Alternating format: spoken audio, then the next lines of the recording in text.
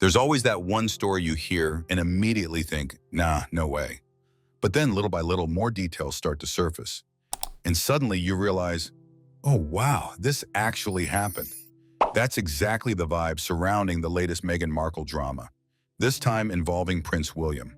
Now listen, we've seen our fair share of jaw-dropping royal headlines over the years. But this one makes you pause, sit back and seriously question everything. So, here's the tea. Royal commentator Neil Sean recently dropped a bombshell that even longtime palace watchers had to double take on.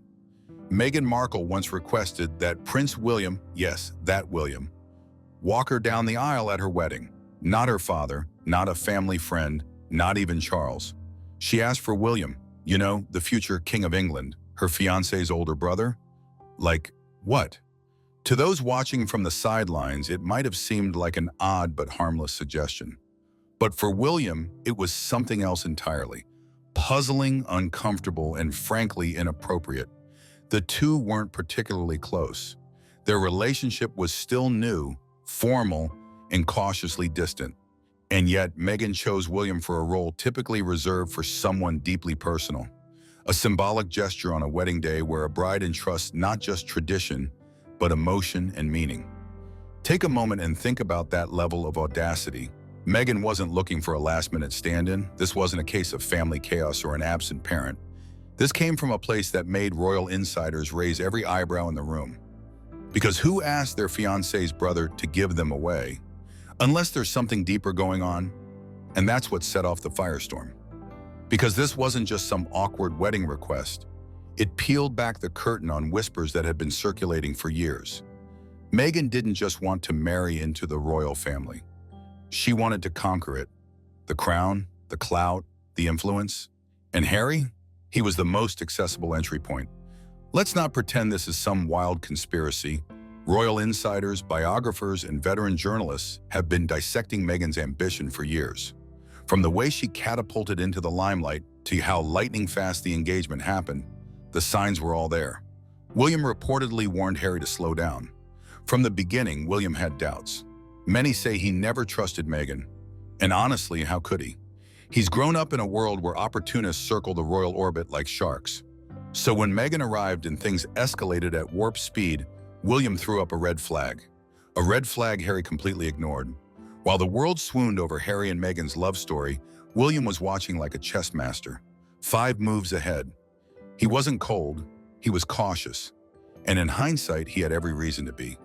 Behind palace walls, William Tynier knew Meghan was an outsider, an actress, someone unfamiliar with the soul-crushing expectations of royal life. William, more than anyone, understood the emotional toll of that role. But Harry, swept up in the whirlwind, didn't want to listen. He was convinced it was love. But was it? Because once the dust settled, the truth became harder to ignore. Meghan didn't come to blend in. She came to lead, to shine, to run the show. And in the monarchy, that's not how it works. According to longtime royal reporter Phil Dampier, Meghan may never have intended to stay. The royal family wasn't the goal. It was a stepping stone, a platform, a springboard for something bigger. If that's true, then everything, the romance, the spectacle, the picture-perfect image, was part of a larger game plan. Fast forward to today, and those early warnings, once dismissed as paranoia, now ring with uncomfortable accuracy. Since stepping away from royal life, Meghan Markle has launched ventures, secured multi-million-dollar deals, and crafted a personal brand that thrives without the Windsor name, yet still draws power from its shadow. Ambition, on its own, isn't the problem. But when it's cloaked in control, people notice, especially people like Prince William, who saw beyond the charisma to the calculation. And what about Harry? The boy born into privilege, title, and duty now finds himself a man on the outside. He gave it all up, the crown, the country, the military rank, the centuries-old institution that defined his existence. All to follow Meghan into a new chapter. One written in California sun, not royal decree. Today he lives far from the palaces and processions, no longer a working royal, but a father in Montecito. Hoodies instead of uniforms, podcasts instead of palace duties, school drop-offs instead of state ceremonies. But beneath the calm exterior, the cracks are showing. It began with Spare, his bombshell memoir released in 2023.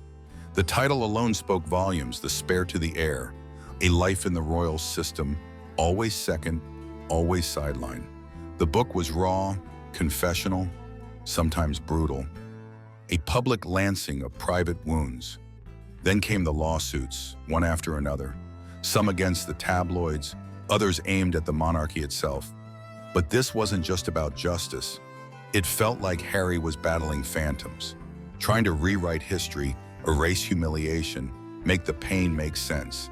And then, the contradictions became too loud to ignore. They said they wanted privacy, a quiet life, a clean break. But soon after came the Netflix deals, the primetime interviews, the docuseries airing palace secrets to a global audience. They turned their backs on royal cameras, only to create a spotlight of their own, bigger, brighter, and built on controversy. What once looked like a courageous exit now feels different, not so much a reinvention as a struggle to stay relevant. Not liberation, but a slow unraveling of identity. And maybe the cruelest twist of all? Harry did find his freedom, but it came at a price, leaving behind the only world where he was ever truly called prince. Meanwhile, Meghan's relationship with the royals, especially the Princess of Wales, was doomed from the start. Let's be honest, who doesn't get along with Kate?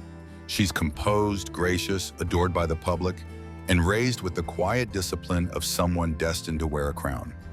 If Meghan couldn't find common ground with her, maybe it wasn't just about culture clashes or personality differences. Maybe it was something deeper. Maybe it was envy.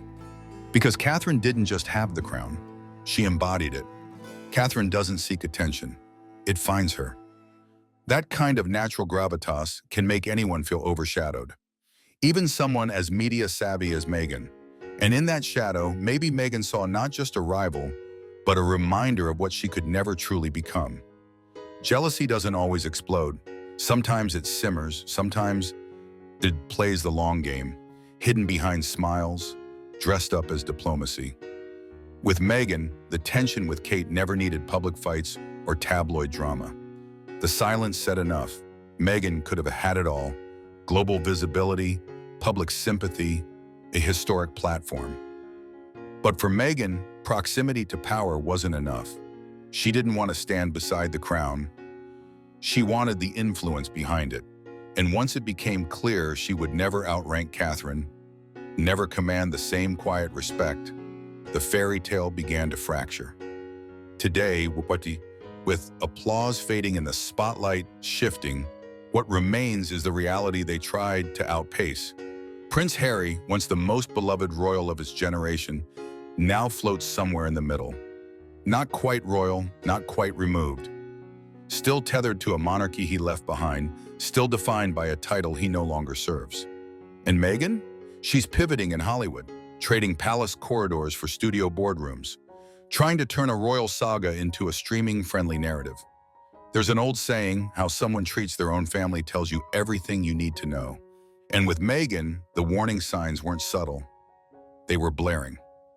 A broken bond with her father, a silent distance from her mother's side of the family, and those who dared to question her story, they didn't last. They vanished. Not in scandal, but in silence. One by one. Quiet exits, no return. This wasn't a one-time fallout. It was a pattern, long in motion, well before Harry ever stepped into the frame. So when her ties to the royal family began to fray, it felt like repetition. A script she had rehearsed before, only now the stage was global. But royal life isn't built for stardom. It's built for service. It demands discretion, duty, and the discipline to show up even when you'd rather walk away. It's knowing when to speak and when silence holds more power. Meghan didn't step into the monarchy to uphold tradition. She stepped in seeking a platform. And when she realized the crown wouldn't bend to the spotlight, she chose to bend the story instead. Then came the sit-downs, the documentaries, the memoir, private pain repackaged as public spectacle, personal grievances turned into global headlines, moments that once belonged behind closed doors now monetized for mass appeal. But in trying to take control of the narrative, something got lost. What began as a modern love story became a commercialized brand. And like any brand, it needed fuel. It needed conflict. It needed a villain. So they didn't just walk away from the monarchy, they broke it down piece by piece for the world to watch. They named names, they told truths, or at least their truths, counting on public sympathy to carry them through. But here's the problem. When outrage becomes your strategy, it has to keep escalating. And eventually, even the most loyal audience grows tired of the noise. Because real influence doesn't shout. It doesn't seek applause. It holds, it waits, it endures. And no one understands that better than Prince William. While Meghan and Harry chase narratives, recalibrate their image, and try to reignite a spark that once lit up global headlines, William stays the course. No interviews, no rebuttals, just quiet presence and a steady gaze fixed on the future. He knows the crown doesn't belong to those who shout the loudest. It belongs to those who carry it when the world stops watching. And that's the difference. William isn't playing the short game. He's thinking in generations, not news cycles. In legacy, not likes. While others fight to remain relevant, he prepares to lead. And that quiet preparation, that calm resolve, it's the very thing that will define the next era of the monarchy. So now as new generations rise, as George steps into quiet duty, and Charlotte captivates the public with every graceful gesture, the story resets. The future is already unfolding, and the noise of the past, it fades. Because in the grand theater of royalty, not every character gets to write the next act. Some simply exit the stage. And those who endure, they do so not by demanding the crown, but by proving they were always ready to wear it.